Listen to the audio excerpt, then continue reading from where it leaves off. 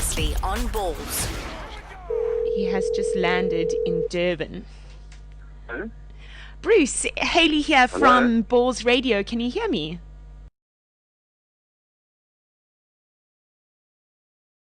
To chat this morning. You're on No, your way that's down the okay. south coast, is that right? Yes, yeah. And are you on your way on you holiday or work or? No. It's work, but it's fun work, yeah. Okay, very nice, very nice. Bruce, we just wanted to chat to you on the show before kind of you get bombarded just before the Comrades. Bruce, you're still involved in running quite heavily, hey? Yeah, well, I'm on my way down to Ivonga to open up a parkrun, which I'm quite involved with now. And We'll be launching a parkrun tomorrow morning. did you start parkrun in South Africa, Bruce?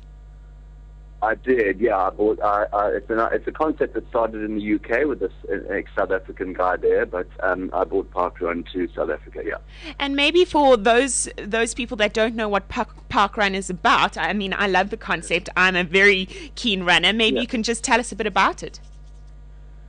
Yeah, sure. It's basically the parkruns around the world are free 5K timed events. And normally in a park or similar environment. And the key thing is that they're free. We only ask one thing of the runners, and that is go onto the site and print a barcode and bring that with them to the run so we can scan it. Okay. And that afternoon, it's always in the morning, and that afternoon or earlier in the evening, you get your results sent to you. And it's very addictive, and people love running them. And we started off with one in Delta Park in Joburg, and now we are busy with our 11th park run. And that's why I'm down at the South Coast to launch one tomorrow. Brilliant. And what's nice is that it's 5K, so experienced runners can do it for like a sprint, and then people that are just getting into running can, take it easy, and it's not too heavy. Yeah, absolutely, Hayley. I mean, if you look at the front end of the field, there's always some quite quick guys and girls running. I mean, Zola Bud's got our ladies parkrun record at Delta Park in Joburg, but at the back you'll get people who are walking their dog, they're pushing a pram, and they might take over an hour to do 5Ks. It really doesn't matter. It's how you want to run. I need to know, what is Zola Bud's record for 5Ks? Well, that's at Delta Park, which is at altitude and it's very hilly and a difficult one, and I think she did about 1940, something like that, 5Ks. But she could go a lot quicker than that. Yeah. And the male record? At Delta, it's about 1640, something like that. Wow. And that's not held by you, is it? It isn't me. No. Okay, no, well, I'm about at 20, 21. Yeah. Well, I mean, I wanted to chat to you because there seems to be this surge in enthusiasm for running in Joburg, and maybe like across South Africa. You speak to people, when you're socializing, when you're at Bry's, and this one's doing a trail run, and then another one's doing a 21K, the other one's doing a triathlon, and it really seems to be a sport that's, getting more and more followers like every year. Yeah, I think you're right, Hayley. I mean, I wish I could work out exactly why, but the numbers are going up. But it's also, as you say, spreading across several disciplines. So it's no longer just road running, so to speak, which would have been in my day, road running with a little bit of cross-country thrown in. Now it's, as you say, triathlons, trail runs, road running, everything, park runs. There's plenty of different alternatives, but lots more people running. And if people want to find out where the closest park run is to their area, do they go to the website? Yeah, just go to parkrun.co.za and just have a look there. And we're trying to get them all around the country, and eventually that's the idea. There'll be one in every major town, at least one in every major town or city. Lovely. And now, Bruce, I was on the Comrades website this morning, and I see there are 18,000 entries this year. 18,000 people have signed up to run 86.9 kilometers. That seems crazy to me. Well, and there'd be more if they didn't cap it at 18,000. There would be more. That is a lot of people to endure that long a race. Yeah, and I think about 4,500 of them or something like that are novices, and rapidly approaching, I think it's about 1,700, maybe more, foreign runners running. Sure. So it's also spreading internationally, the Comrades, in a big way. Is there another race like the Comrades overseas? I mean, are there other types of Comrades in other countries? No, not really. I mean, there are other ultra marathons, absolutely. But the ultra marathons overseas are really considered the domain of the lunatic fringe. You know, you just don't really get those numbers. And so Comrades is very unique in that it's up there with the great city marathons like Boston and London and New York and Berlin, but it's the only one that's a double marathon with a few more Ks tacked on at the end as well. And so it's the only marathon that has, long marathon that has those kind of numbers. Yeah, well, we call it an ultra marathon. It's the only one that has those numbers. Yeah, and it's definitely the I mean, the only one. There are two, in fact, but both of them from South Africa, because the other one is the Two Oceans. Ultra, and sure. The Two Oceans that's 56 Ks, and that also draws a phenomenal number of runners. And I'm talking just about the ultra. I'm not talking about the Two Oceans half marathon, which sure. is growing in leaps and bounds as well. No, it's crazy. I could not believe how many people are signing themselves up to 86 kilometer runs. I mean, it's definitely I'm at 21 kilometer runs at the moment, so 86 kilometers just blows my mind. No, 2015, Hayley, we'll see you there on the start line. Well, that's how long it'll take you. Maybe even 2014. I don't know. It starts as a tiny little germ of an idea in the back of your brain, and then suddenly one day you find yourself on the starting line thinking, what am I doing here? Here we go. But you're right. I started running almost exactly a year ago when I thought that a 21 kilometer race was impossible. And now I've got it done about 4. So you just kind of have to leap into it, and then you'll build your way up, hey? Yeah, and then you're going to do your first marathon one of these days. Yeah, it's very predictable. Followed by I like the faith you have in me, Bruce. No, 2015, I can see you there. And Bruce, I know the Boston Marathon is kind of news of a few weeks ago now, but just kind of in the wake of that, did you know people that were running that marathon, and have you ever run it before?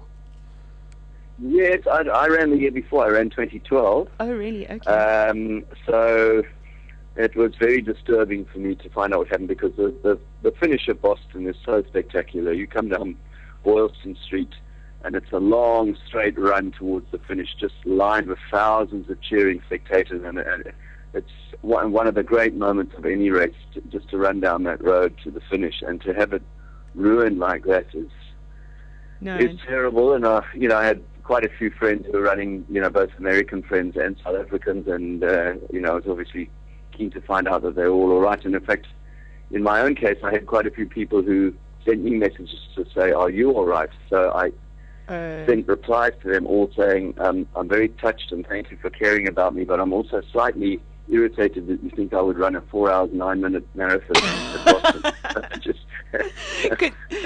Because the fast people had finished a bit of arrogance here. I'm a little bit quicker than that, still. I'm old, but I'm quicker than 4:09, which is when Bomb went off.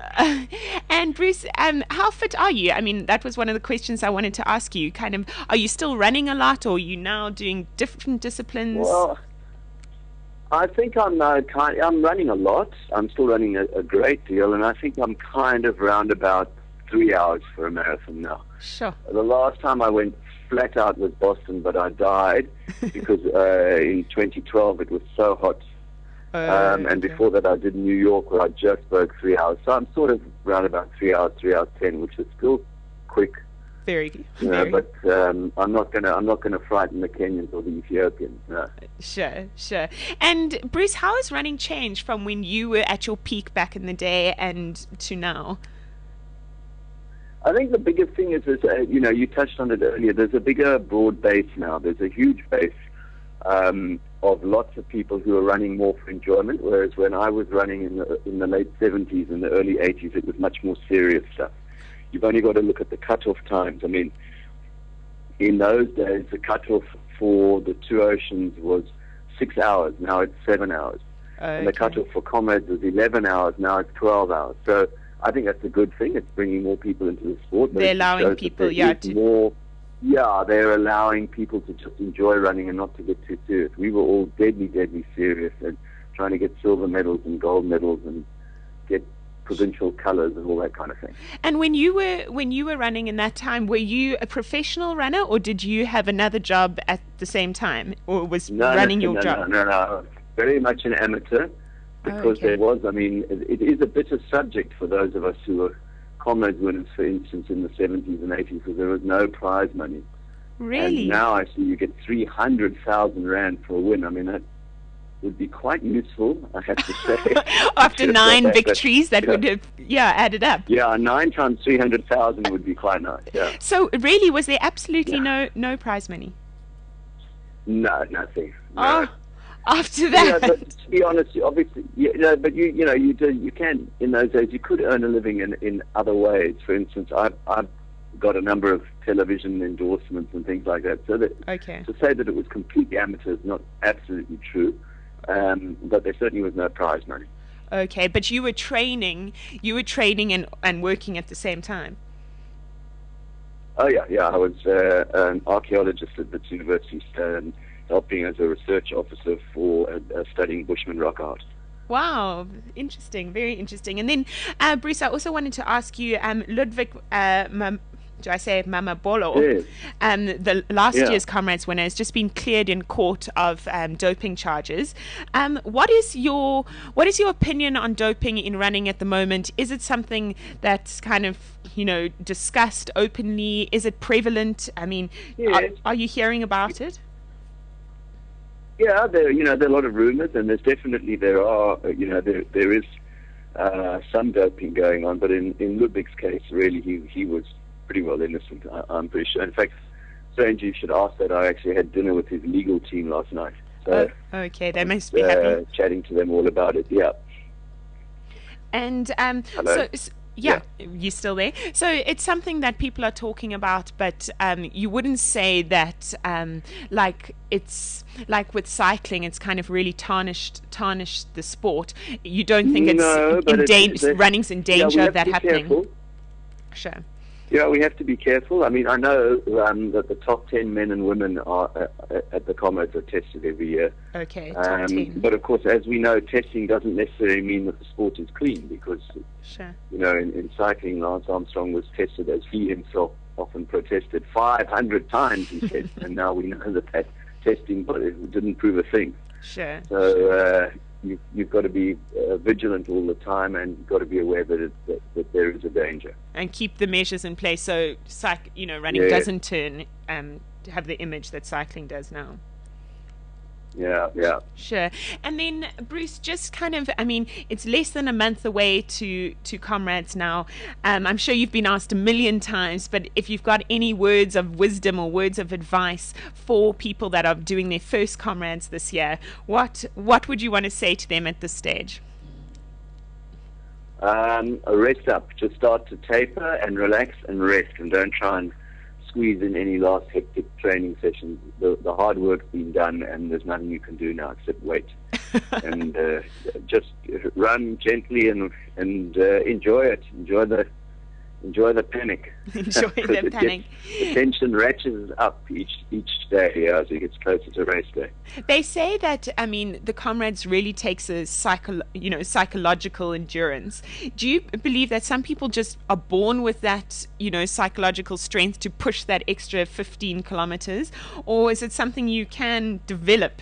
Because that's the kind of person I feel I am. Whereas I would be able to give up 15 kilometers from the end, but some people wouldn't. Look, I mean, from my archaeological days, I can tell you that the human being is a hunter-gatherer, and we are supposed to move for a very long time, and run indeed for quite a long time. So we've all got it, I think, innately lying in us, that ability to hang in there and endure. And as you say with yourself, you thought you would never do a 21K race. I mean, it's a long way to go, and now you've got to that level, and it's just a slight mind stretch to go to the next level, which is a marathon, and so you keep going. Sure. It's more or less, once you've programmed your brain into saying that's the distance I'm going to run, your body follows, because the brain says that's how far we're going. It's a long way to go. And will you be at the race this year? Yes, of course. Yeah, I'll be there. Yeah. Okay. All right. I wouldn't miss Comrades every year on there. Not always running, but I'm always there. You're not running this year, are you? I've entered, but I don't think so. I've done 30. I had a highlight last year finishing with Zola Budd, who was running her first. Sure. And so maybe it's a good time to sort of call it quits. So I have said I might still, I'm always available to be persuaded to come back and run another one. That's crazy that you're not sure whether you're going to do it or not yet. Yeah. You've obviously got the experience that it doesn't terrify you. Oh, no. Comrades always terrifies me. I mean, let me tell you, the last 2 or 3 hours, you can be surrounded by thousands of other runners, but you're very much alone because you've got to get yourself home, and it doesn't matter whether you've done 1 or you've done 30 like me. It's still the same. You've got to drag yourself through that last bit. And this year, because it's an up run, we had the delightful Polly Shorts waiting for us at 80K. So, it's a tough race, but it's one of the most amazing experiences to finish it. Oh, well, Bruce, it's so great to talk to you. And if you do run, all the best of luck, but we will see you there one way or another. And enjoy your weekend down the coast. Okay, thanks very much. Appreciate it. Thanks, Bruce. Keep well. Thanks. Cheers. Thanks. Bye. Right, so that's Bruce Fordyce. He's driving down the south coast now to open up another park run. He works for Parkrun South Africa, where they open up these 5-kilometer races that are free and kind of to get everyone involved in running. Really nice chatting to him. I think it's hilarious that he doesn't know if he's going to be doing Comrades or not. There's some people that have been training for months and months, and he kind of hasn't yet decided, and there's about 3 weeks to go. The Hayley O Show. Every Friday, 10 a.m. to 12 p.m.